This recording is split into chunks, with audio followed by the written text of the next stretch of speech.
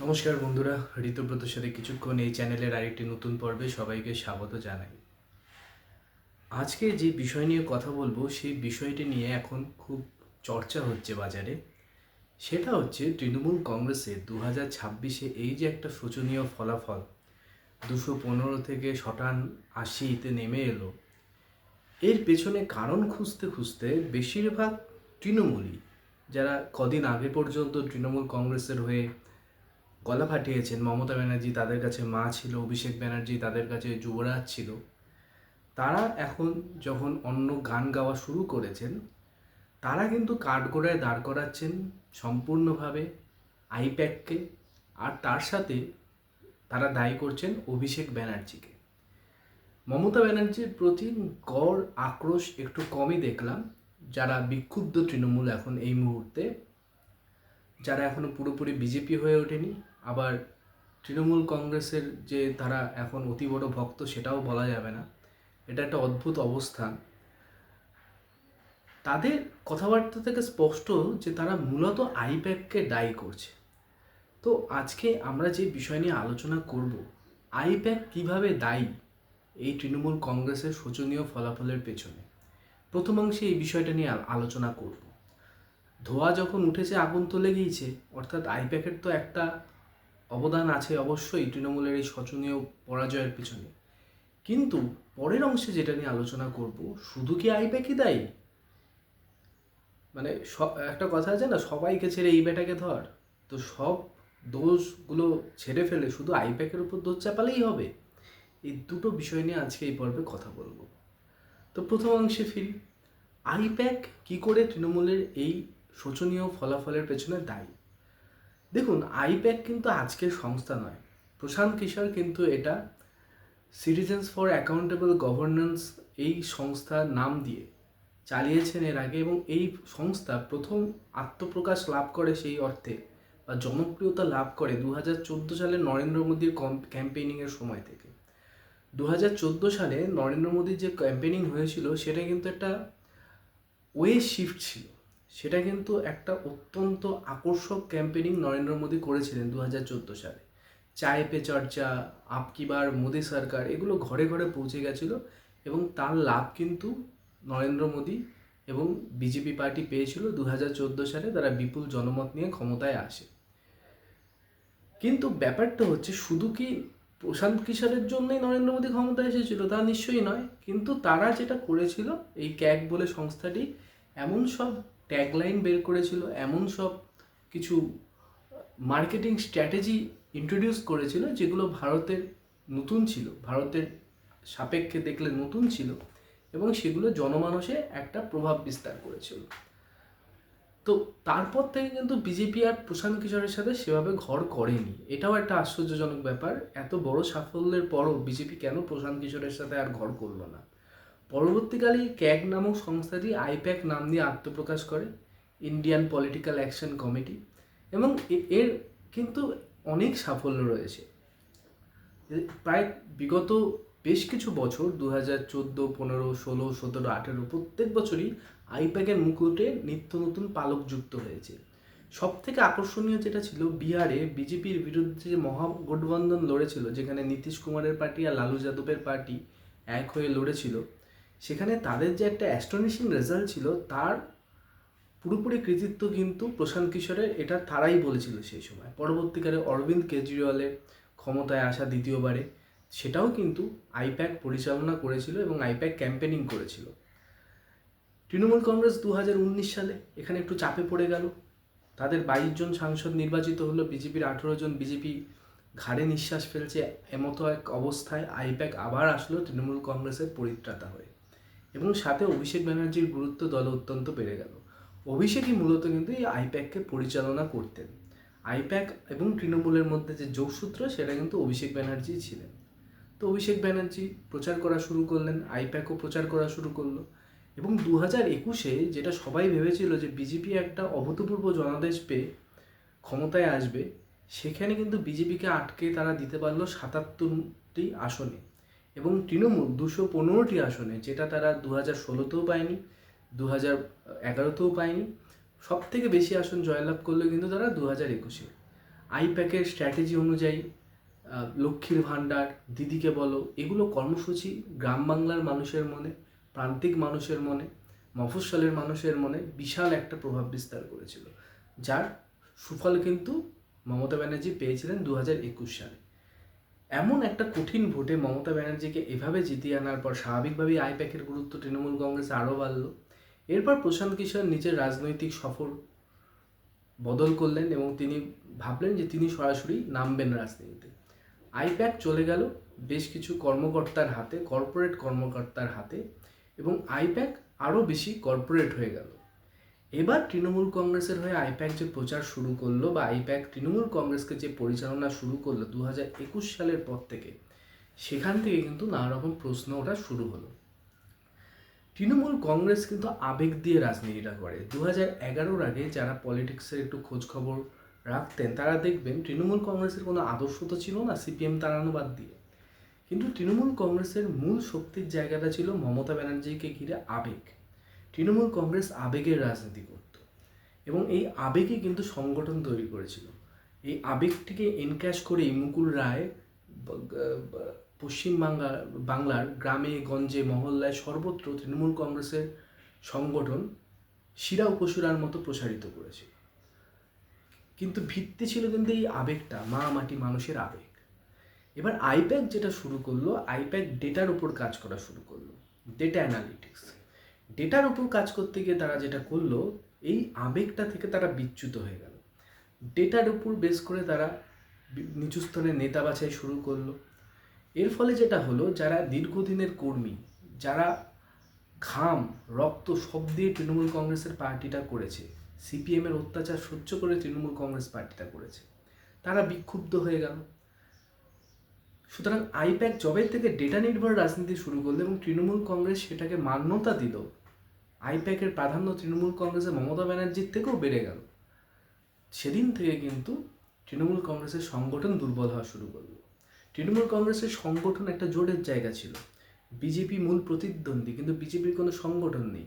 সেদিক থেকে তৃণমূলের মুকুল রায়ের তৈরি করে যাওয়া সংগঠন, সেই সংগঠন কিন্তু একটু একটু করে চির খাওয়া শুরু করলো এই ডেটার জন্য, ডেটা ভিত্তিক রাজনীতির জন্য। পরবর্তী সময়ে যখন বিভিন্ন লেভেলে আইপ্যাক ক্যান্ডিডেট বাছাই শুরু করলো, তখন আরও বেশি খুঁতজুতি শুরু হলো।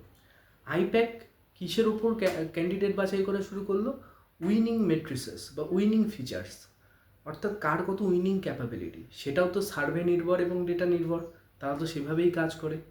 এবার যারা সার্ভে করতে এলেন আইপ্যাকের কর্মচারীরা বা যারা ডেটা কালেক্টর, তারা অনেকেই বাংলা জানে না, বাংলার মানুষের আবেগ জানে না, বাঙালিরা যে অনেক সময় ক্যামেরার সামনে সত্যি কথা বলবেন না সেটাও তারা জানে না।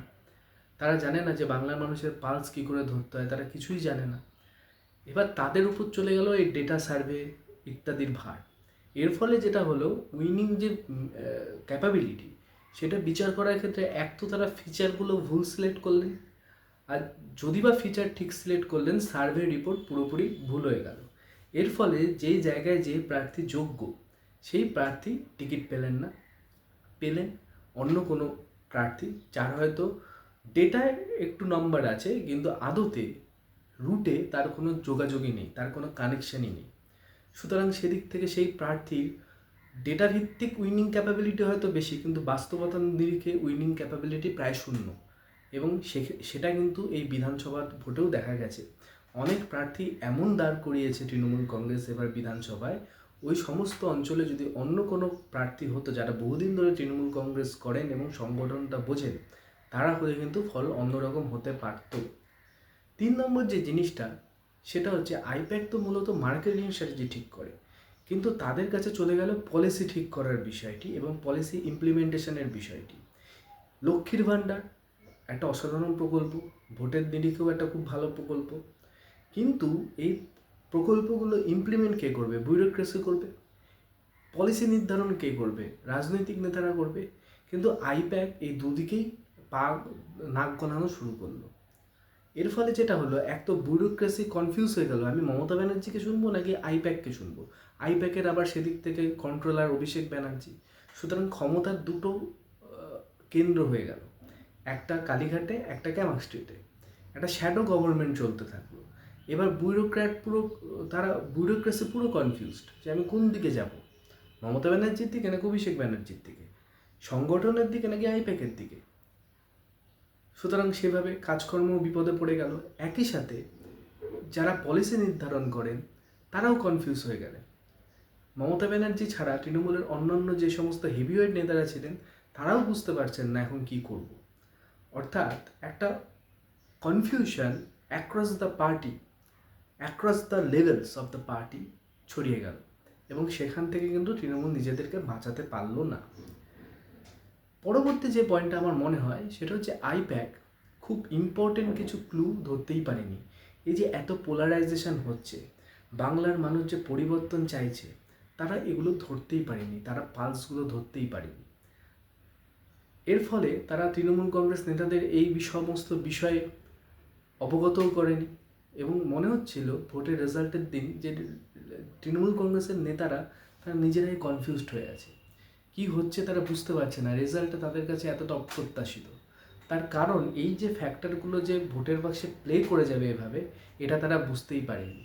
এটা তারা কেন বুঝতে পারেনি? যদি প্রশাসনের সব অংশের এবং তৃণমূল কংগ্রেসের রাজনৈতিক নেতাদের মাটির সাথে টানটা থাকতো, মাটির সাথে কানেকশানটা থাকতো, মাটির সাথে যোগটা থাকতো ঠিক আগের মতো, যেটা 2011-তে ছিল, যেটা 2016-তে ছিল, তবে তারা নিঃসন্দেহে এটা বুঝতে পারতো যেভাবে হিন্দু ভোট কনসলিডেট হচ্ছে, এভাবে তৃণমূল কংগ্রেসের দুর্নীতির বিরুদ্ধে, নারী নিরাপত্তা না দিতে পারার বিরুদ্ধে মানুষ জোট বেঁধেছে, কিন্তু তারা কিন্তু সেটা দিতে পারলো না, বা তারা সেটা বুঝতে পারলো না, এবং এর পেছনেও আইপ্যাকই দায়ী।